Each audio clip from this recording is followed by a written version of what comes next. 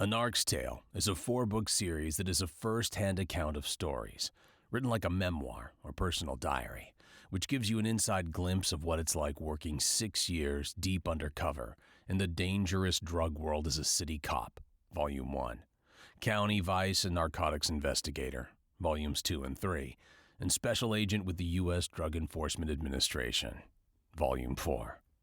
Most undercover books only show this from one perspective, but you'll get all 3 here, covering city, county, and federal, and realize the differences in each. This book series will tell you about incidents that almost cost me my career in law enforcement before it began, what led me to a focus in drug enforcement, and how I blended in and dealt with dangerous and often violent criminals in an array of different environments working undercover. You will also learn about the emotional and mental effects of long-term undercover work on me and my family, as well as the dangerous effects of drugs. I will show you how an undercover agent avoids using drugs, literally being shoved in their face, escaping having guns pointed at them, posing as a hitman, infiltrating gangs, acting like a drug addict, avoiding plots to be killed, all while protecting loved ones and dealing with some of the most dangerous drug cartels in the world.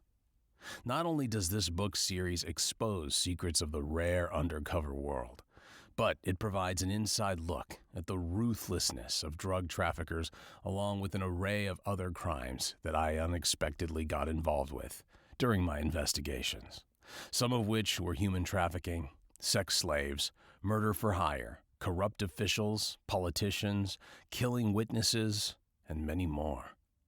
The extensive efforts taken to authenticate and corroborate these real-life stories through supporting documentation found in each book, which includes over 350 still images from covert body cameras, surveillance platforms, photographs, scanned documents, and newspaper articles within the series, is what separates this series of books from others in the genre. After explaining my upbringing and life-changing experiences that made me want to become a cop, which is covered in Volume 1, I'm thrust into a full-time undercover assignment unexpectedly as a city cop with 0 undercover training. You will read how I learned about drugs, dealers, and undercover work by trial and error. After a year of undercover and successfully taking out over 130 drug dealers, I was recruited to go to work for the Vice Narcotics Unit in one of the largest sheriff's offices in the state. Once in this unit, which is the start of Volume 2 in the series, I learned so much more and have a much larger jurisdiction in which to work.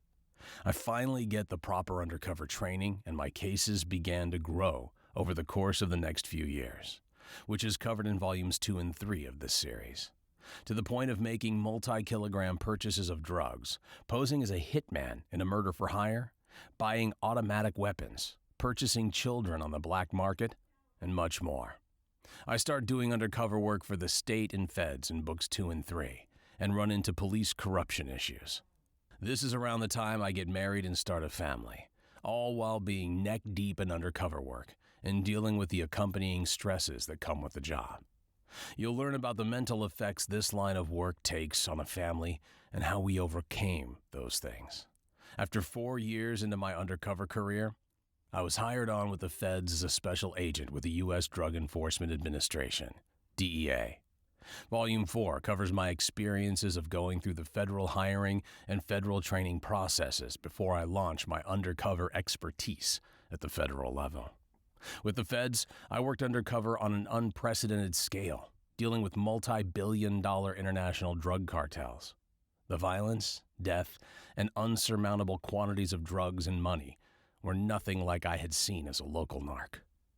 The investigations and organizations got much more complex, so I had to tighten up my undercover skills and technology usage to become more innovative. This is the story of my life undercover.